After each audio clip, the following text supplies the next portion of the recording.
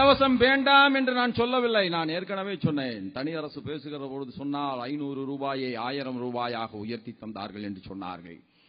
அதிலே அவர் சொல்ல மறந்துவிட்டது 50% அதிகமான உதவித்தொகை மத்திய அரசினுடைய தொகை என்பதை மறந்து அமர்ந்திருக்கிறார்கள். யாருக்கு எது தேவை என்று உணர்ந்து அவர்கள் தங்கள் கால்களிலே தலை நிமிர்ந்து நிற்கின்ற நிலையை உருவாக்குவதற்கு இலவசங்களை பயன்படுத்துங்கள். அது இலவசம் அல்ல, அது மக்களுக்கு ஒரு அரசாங்கம் செய்கின்ற சேவையாக இருக்கட்டும். வாக்கு வங்கியை மட்டுமே மனதிலே வைத்து எல்லோருக்கும் சைக்கிள், எல்லோருக்கும் மிக்சி, எல்லோருக்கும் கிரைண்டர், எல்லோருக்கும் கலர் டிவி, இலவசங்கள் தத்தி தத்தி நடக்கின்ற குழந்தைக்கு தடப்பருகின்ற நடவண்டியை போல இருக்க வேண்டுமே தவிர அது அவனுடைய சிந்தனைக்கு ஒரு சீல் வைத்து விடுகின்ற ஒரு மயக்க நிலைக்கு அவனை எடுத்துச் சென்று விடக்கூடாது என்பதை தமிழ் மக்கள் ஆதரிக்க வேண்டும் என்று கேட்டு அமர்கின்றேன். நன்றி, வணக்கம். நேரம் மிக குறைவாக இருப்பதாக நிறைய வேண்டுகோள் வைக்க நேர்ந்து விட்டது, மன்னிக்கணும். திரு அரங்கநாம ஐயா அவர்கள் மிகச் சுருக்கமாக முடிந்தளவு. கலைஞர் அவர்கள் கலர் டிவி தந்ததை பற்றி சொன்னார்கள். தொலைக்காட்சி பெட்டி என்பது ஆடம்பர பொருள் அல்ல. மக்களுக்கு நாட்டின் விவரங்களை, நாட்டின் செய்திகளை அறிவு தருகின்ற ஒரு மிகச்சிறந்த விஞ்ஞான அற்புதம் கலர் டிவி. இன்றைக்கு பட்டி தொட்டி எல்லாம் இருக்கிறது.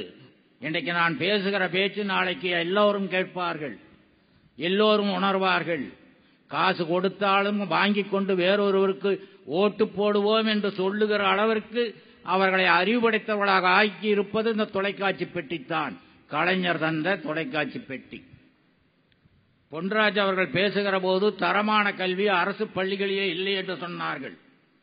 50-60 ஆண்டு காலத்திற்கு பிறகு தரமான கல்வி அரசு பள்ளிகளிலே இல்லை என்று சொல்வதோடு நிறுத்திக் கொள்வதால் நம்முடைய கடமை நீங்கிவிடாது. ஏன் தரமான கல்வி இல்லை? தகுதியை, திறமையை புறந்தள்ளிவிட்டு நாம் வாழ்ந்து கொண்டிருக்கிறோம். தகுதிக்கும் திறமைக்கும் முதலிடம் தாருங்கள். அரசு பள்ளிகளிலே தரமான கல்வி வரும். அமைச்சர் பெருமக்கள் ராஜீவ்காந்தி மருத்துவமனையிலே போய் வைத்தியம் பார்ப்பார்கள். சுருக்கமாக முடித்ததற்கு மிக்க நன்றி. அடுத்ததாக திரு பொன்ராஜ் அவர்கள் உங்களுக்கு சொல்வதற்கு ஏதாவது சுருக்கமான கருத்து இருந்தால். நேர்மையான, தூய்மையான, ஊழலற்ற, விரைந்து நடவடிக்கை எடுக்கக்கூடிய ஆட்சி முறை நிர்வாகம், ஊழலற்ற சட்டங்களை முதலில் கண்டறிந்து ஒழித்தெடுத்துவிட்டு நேர்மையாக உழைக்கக்கூடியவர்களுக்கு வாய்ப்பளிக்கக்கூடிய சட்டங்களை உருவாக்குவதுதான் வெண்மை புரட்சி. தொடர்ந்து நீல புரட்சி. இந்த நீல புரட்சி அப்துல் கலாம் கனவு கண்ட நதிநீர் இணைப்பு, அதிதிர நீர்வழிச்சாலைகள் உருவாகினால் நான் சிறுபிள்ளையிலிருந்து இன்று வரை தீர்க்கப்படாமல் இருக்கக்கூடிய காவிரி பிரச்சனை, முல்லை பிரச்சனை அத்தனையும் இந்த அதிதிர நீர்வழிச்சாலைகளை இணைப்பதன் மூலமாக தமிழகத்தில் மட்டுமல்ல, ஆந்திரா, கர்நாடகா, கேரளா அத்தனை மாநிலங்களும் ஏற்றுக்கொண்ட, அப்துல் கலாம் சொல்லி ஏற்றுக்கொண்ட அந்த திட்டத்தை நிறைவேற்றினால் 3000 TMC ஃபீட் தண்ணி கடலுக்கு போவதை தடுத்து நிறுத்தி 4 மாநிலங்களும் பகிர்ந்து கொண்டால் உங்க கிணத்துல தண்ணி வரும், உங்க போர்ல தண்ணி வரும், சுத்தமான தண்ணியை நீங்க எடுத்து குடிக்கலாம். அப்படிப்பட்ட ஆட்சியை கொடுக்க வேண்டும். இதை கொடுத்தால் தண்ணி மட்டும் கொடுத்தாலே போதும். விவசாய புரட்சி இரண்டாம் விவசாய புரட்சி அல்ல, கற்பனையான இரண்டாம் விவசாய புரட்சி அல்ல, நிரந்தர விவசாய புரட்சி, எவர் கிரீன் ரெவல்யூஷன். அந்த ரெவல்யூஷனை உருவாக்குவோம் என்ற நம்பிக்கையோடு, விவசாயிகளுக்கான வாய்ப்பை கொடுப்போம் என்ற நம்பிக்கையோடு சொல்லி, மக்கள் எதிர்பார்ப்பது இலவசத்தை அல்ல, மக்கள் எதிர்பார்ப்பது தரமான வாழ்க்கையை, அமைதியான வாழ்க்கையை, வளமான வாழ்க்கையை உறுதி செய்ய வேண்டும் என்று இந்த தந்தி டிவியினுடைய மக்கள் மன்றத்தின் வாயிலாக கேட்டுக்கொண்டு வாய்ப்புக்கு நன்றி கூடிய விரைவில் நன்றி, வணக்கம். திரு பொன்ராஜ் அவர்கள் இரண்டாவது சுற்றுல மிக சரியாக, மிக சிறப்பாக இன்னும் மக்களுக்கு ஏற்ற மாதிரி செயல்படுவார் அப்படிங்கறத இப்ப பார்க்க முடிஞ்சு. இரண்டாவது சுற்று வாய்ப்பு அவருக்கு நிறைய நல்ல எதிர்காலம் இருக்கு அப்படின்னு நான் நம்புறேன். திரு தனியரசு அவர்கள் சுருக்கமாக உங்களுடைய கருத்து. உலகமே வியந்து பார்க்கிற அப்துல் கலாம் ஐயா இலவச கல்வியை அரசு பள்ளியிலே பயின்றனர். எந்த இலவசத்தால் மக்களின் தேவைக்கு, இந்த இலவசங்கள் மக்களின் தேவைக்காகத்தான், வாழ்க்கைக்காகத்தான் என்று இலவசங்களை தந்து ஆட்சி அதிகாரத்திலே மக்கள் பிரதிநிதிகளாக தேர்ந்தெடுக்கப்பட்டவர்களால் இந்திய பேரரசினுடைய குடியரசுத் தலைவராக உருவாக்கப்பட்டவர்தான் அப்துல் கலாம் ஐயா. அவர் ரொம்ப கவனமா நீங்க பார்க்கணும். புரட்சித் தலைவர் அம்மா அவர்களால் அரசால் அறிவிக்கப்பட்ட இந்த அனைத்து திட்டங்களும் மக்களினுடைய வாழ்க்கை தேவைக்குத்தான் என்பதை மீண்டும் மீண்டும் உறுதிபட சொல்லி வாய்ப்புக்கு நன்றி பாராட்டி நிறைவு செய்கிறேன். மக்கள் மன்றத்திற்கும் தந்தி தொலைக்காட்சிக்கும் அருமை நடுவர் நெறியாளர் ரங்கராஜ் பாண்டேயா அவர்களுக்கும் இவ்வளவு நேரமும் இந்த நிகழ்ச்சியில் பங்கேற்றிருக்கிற லட்சக்கணக்கான மக்களுக்கும் நன்றி நன்றி நன்றி. அடுத்ததாக இறுதியாக திரு பாலு அவர்கள் உங்களுடைய கருத்தை மிகச் சுருக்கமாக தயவு செய்து. இலவசங்கள் கொடுப்பது என்பது இந்த சமூகத்திற்கு நாங்கள் வழங்கக்கூடிய சேவை என்று சொல்லுகிறீர்கள். தாலிக்கு தங்கம் இலவசம். அந்த தாலியை அறுக்க டாஸ்மாக் கடையை திறந்து வைத்திருப்பது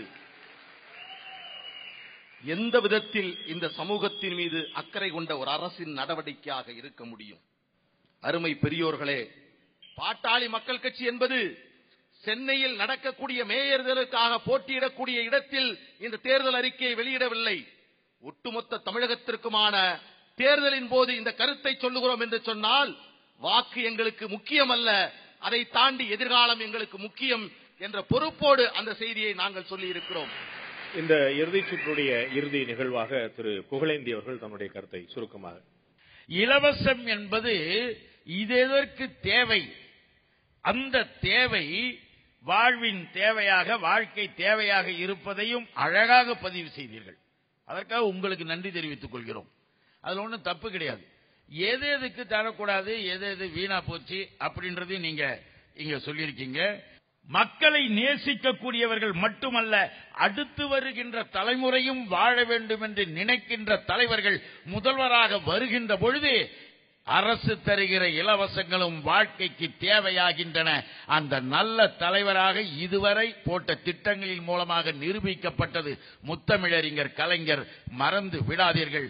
இந்த வாய்ப்பிற்கு நான் என் மனப்பூர்வமான நன்றியை தெரிவித்து விடைபெறுகிறேன். வணக்கம்.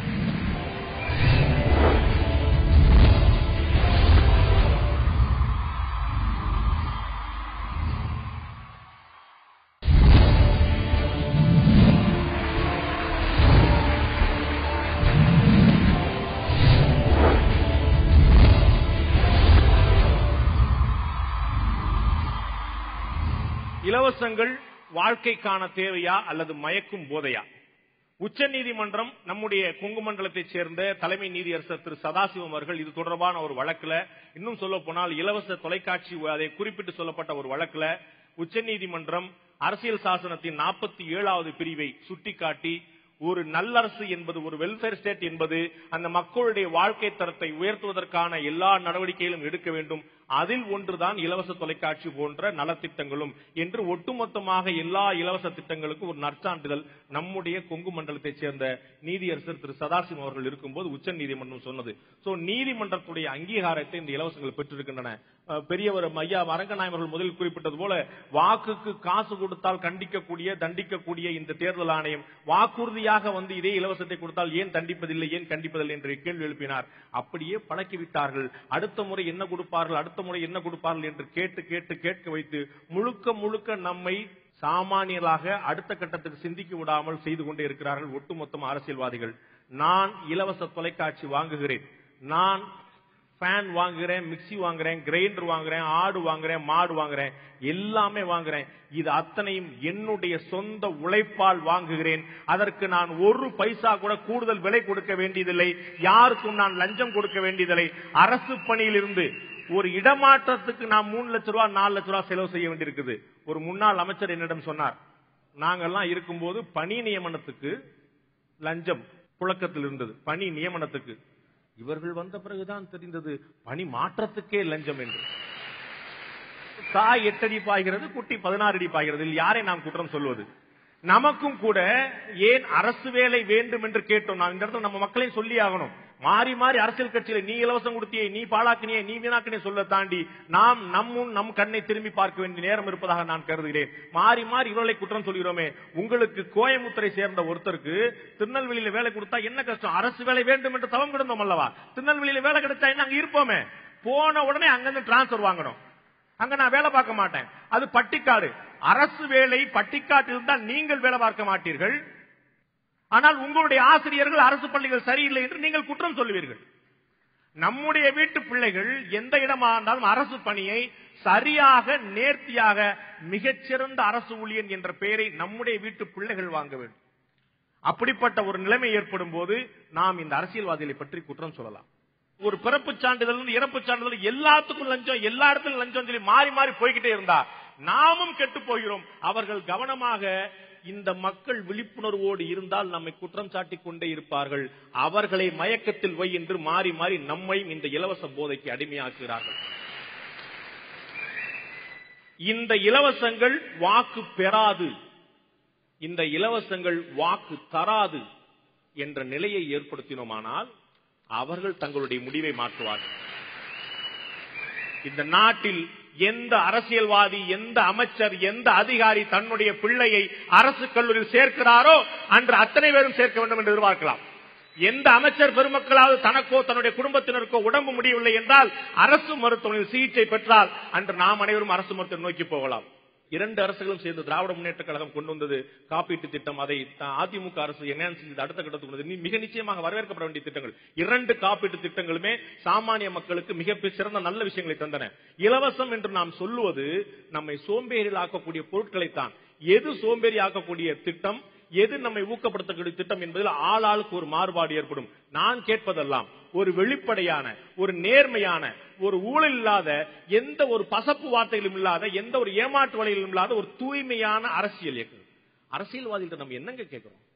ஆட்சியாளர் நம்ம என்ன கேட்கிறோம்? இதன் பிச்சை கேட்கிறோமா? இதன் தயவு கேட்கிறோமா? உங்களுடைய வேலையை நீங்கள் பாருங்கள், எங்களுடைய வேலையை எங்களை பார்க்க விடுங்கள். ஒரு தொழில் நான் செய்ய விரும்பினால், ஒரு நிலத்தை நான் வாங்க விரும்பினால், ஒரு வீடு நான் கட்ட விரும்பினால் கட்டட இன்ஜினியர் வர்றதுக்கு முன்னாடி கவுன்சிலர் வந்து நின்றார். என்னையும் அந்த சுழலுக்குள் கொண்டு போகிறார்கள், நம்மையும் அந்த சுழலுக்கு கொண்டு போகிறார்கள். நீயும் இந்த ஊழல் வட்டத்துக்குள் வந்துவிடு, அப்போதுதான் ஊழல் லஞ்சம் பற்றி பேச மாட்டாய் என்று இந்த லஞ்ச ஊழல் லாவண்யம் இலவசம் அத்தனையுமே நம்மோடு இணைந்திருக்கிறது. அமெரிக்கா போன்ற மேலை நாடுகளிலும் கூட இந்த மானியங்கள் இருக்கின்றன, இலவச பொருட்கள் இருக்கின்றன. இலவச பொருட்கள் கூடாது என்பது அல்ல, நிச்சயமாக இலவசங்கள் சில இடங்களில் தேவைதான். திரு பாலு அவர்களோ, திரு பொன்ராஜ் அவர்களோ, திரு சி.பி. ராதாகிருஷ்ணன் அவர்களோ அவர்களுடைய குடும்பத்தினருக்கு எந்த இலவச பொருளும் தேவையில்லை, அவர்களுடைய குடும்பத்தை அடுத்த கட்டத்துக்கு முன்னேற்ற. ஆனால் நான் ஏற்கனவே குறிப்பிட்டது போல தமிழகத்தில் இன்று இருக்கக்கூடிய 85 லட்சம் பேர், 12 விழுக்காடு மக்கள், ஒரு நாளைக்கு 3 வேளை உணவுக்கு வழி இல்லாத மக்கள், ஒரு மாதத்துக்கு 900 ரூபாய் மட்டுமே வருமானம் கொண்ட மக்கள். நன்றாக யோசிக்க வேண்டும் நண்பர்களே. நான் சொல்வது ஏழைகளை பற்றி அல்ல, வறுமை கோட்டுக்கு கீழே இருப்பவர்களை பற்றி. 1000 ரூபாய் கூட வழி இல்லாதவர்கள். உங்களுக்கு நன்றாக தெரியும், கிராமப்புறங்களில் கூட 5000 ரூபாய் குறைவாக எதுவுமே செய்ய முடியாது. நகர்ப்புறங்களில் 10,000 ரூபாய் குறைஞ்சு வாழவே முடியாது. நான் சொல்வது இந்த 89 லட்சம் பேர் 1000 ரூபாய் கூட வழி இல்லாதவர்கள். அவர்களுக்கு நிச்சயமாக அத்தனை பொருட்களும் அவர்களை கைதூக்கி விடுவதற்காக இலவசமாக வழங்கப்பட வேண்டும். மாறாக இங்கு என்ன நடக்கிறது? அரசியல்வாதி வீட்டுக்கும், அதிகாரிகள் வீட்டுக்கும், அரசு ஊழியர்கள் வீட்டுக்கும் தான் இலவச பொருட்கள் முதலில் சென்று சேர்கின்றன. ஒரு பொருள் எங்கு சேர வேண்டும்? ராஜீவ்காந்தி அவர்கள் சொன்னார், 100 காசு நான் ஒரு நலத்திட்டத்துக்காக செலவழித்தால் அதில் 14 காசு தான் திட்டத்துக்காக போகிறது, மீதம் இருக்கக்கூடிய 86 காசு கடைமடையில் இருந்து வழிகளில் போகிறது. இப்படி மாறி மாறி அதிகாரிகளும் அரசுகளும் சென்று கொண்டே இருந்தால் இலவசங்கள் நாம் எதிர்பார்க்கத்தான் செய்யும். நமக்கு இப்ப எப்படி பழக்கம் வந்துருச்சு? இவங்கள்ட்டையும் காசு வாங்கிக்கிறோம், இவங்கள்ட்டையும் காசு வாங்கிக்கிறோம். நம்ம பணம் கொடுக்கட்டும் சார், 2 பேர்ட்டையும் வாங்கி வேற ஒருத்தருக்கு ஓட்டு போட்டுறோம். நாமளும் கெட்டிக்காரங்களா மாறிட்டோம். 2 பேர்ட்டையும் காசு வேண்டாம்னு சொல்ல வேண்டாமா நண்பர்களே? அவர்கள் காசு கொடுத்து பழக்கிவிட்டால், நாம் கை நீட்டி பணம் வாங்கிவிட்டால் நாம் அவர்களுக்கு கட்டுப்பட்டவர்களாக ஆகிறோம். அரங்கநாயகம் அவர்கள் வேதனைப்பட்டார். கல்யாண வீடு மாதிரி நடக்க வேண்டிய தேர்தல் என்னங்க கர்மாதி வீடு மாதிரி இருக்கு. இன்று இருக்கக்கூடிய அமைச்சர் பெருமக்கள், முன்னாள் அமைச்சர் பெருமக்கள் தேர்தலை லட்சங்களை கோடிகளை செலவழித்து சந்திப்பார்கள். அரசியல் கட்சியினர் அதிகம் செலவழிக்கிறார்கள். சுயேட்சைகள், இளைய தலைமுறையினர், அரசியல் மாற்றம் கொண்டு வர வேண்டும் நினைப்பவர்கள், பொன்ராஜ் போன்றவர்கள் முழுக்க முழுக்க ஒரு வாழ்க்கையோட இன்னொரு பக்கத்தை பார்த்தவர்கள் இந்த அரசியல் கட்சி ஆரம்பித்திருக்கிறார்கள். அவருடைய வேட்பாளருக்கு அவர் 25 லட்சம் ரூபாய்க்கு எங்க போவார்? அரசியல் கட்சி என்பதே ஒரு காஸ்ட்லியான விஷயமாக, ஒரு வணிகமாக, ஒரு வியாபாரமாக மாற்றிவிடப்பட்டது. அப்படி வணிகமாக வியாபாரமாக மாறிவிட்டது என்றால் அவர்கள் செய்யக்கூடிய முதலீடு அத்தனைக்கும் நம்மிடமிருந்தே வசூலிப்பார்கள். நம்மகிட்ட 2000 ரூபாய் 1000 ரூபாய் கொடுத்து விட்டு திரு பொன்ராஜ் அவர்கள் குறிப்பிட்டது போல 90,000 1,00,000 என்று நம்மளிடமிருந்தே நமக்கு தெரியாமலே வசூலிப்பார்கள். 2 கழகங்களை நான் இருக்கரம் கூப்பி வேண்டிக் கொள்கிறேன். எங்களுக்கு தேவை இலவசங்கள் அல்ல. அதிமுக ஆட்சி தொடரட்டும், திராவிட முன்னேற்ற கழக ஆட்சி வரட்டும், எங்களுக்கு அதுல மாறுபாடு இல்ல. இளைய தலைமுறையுடைய புதிய ஆட்சி வரட்டும், பாஜகவோ பாமகவோ பொன்ராஜோ யார் வேண்டுமானால் வரட்டும், எங்களுடைய அண்ணன் விஜயகாந்த் முதலமைச்சர் வேட்பாளர் வரட்டும், எந்த மாற்று கருத்தும் இல்லை, யார் வேண்டுமானால் வரட்டும். ஆனால் எங்களுக்கு தேவை இலவசம் அல்ல. இந்த தமிழர்களை கையேந்தி பிழைக்கக்கூடிய பிச்சைக்காரர்களாக மாற்றாமல் சுயமரியாதை சுயமரியாதை சொல்லிக்கொண்டே இருந்தீர்களே, அந்த சுயமரியாதையோட தோளை உயர்த்தி காலரை உயர்த்தி வாழக்கூடிய மனிதனாக வாழ வையுங்கள். நாம் அதற்கான ஒரு அடிப்படை விதையை விதைக்க வேண்டும். உங்களிடம் அனைவரும் நான் வேண்டிக் கொள்வது நண்பர்களே, குறைந்தபட்சம் இந்த நிகழ்ச்சியை பார்க்கக்கூடியவர்கள், குறைந்தபட்சம் இந்த நிகழ்ச்சிக்கு வந்திருக்கக்கூடிய நண்பர்கள், நான் காசு வாங்குவதில்லை, நான் காசு வாங்க அனுமதிப்பதில்லை, காசு வாங்குவதற்கு எதிரான பிரச்சாரத்தை நான் மேற்கொண்டு நீங்கள் இந்த விதையை போடுங்கள். உங்களிடம் பணத்தை பட்டுவாடா செய்ய வரக்கூடிய அரசியல்வாதிகள் யோசிப்பார்கள், அவர்கள் இந்த மக்கள் மாறிவிட்டார்கள், நாம் மாற வேண்டும் என்று அவர்கள் நினைப்பார்கள். நீங்கள் பக்கத்து வீட்டுக்கு 2000 ரூபாய் வந்துருச்சு, எங்க வீட்டுக்கு 1000 ரூபாய் தான் வந்துருச்சுன்னு சொன்னா திரும்பவும் நாம் இதே போன்ற கூட்டத்தில் நம்மை பிச்சைக்காரர்கள் ஆக்கிக் கொண்டிருக்கிறார்கள் என்று சொல்லி அதற்கும் நாம் கைதட்ட வேண்டியதுதான். உங்கள் அனைவருக்கும் நன்றி நண்பர்களே.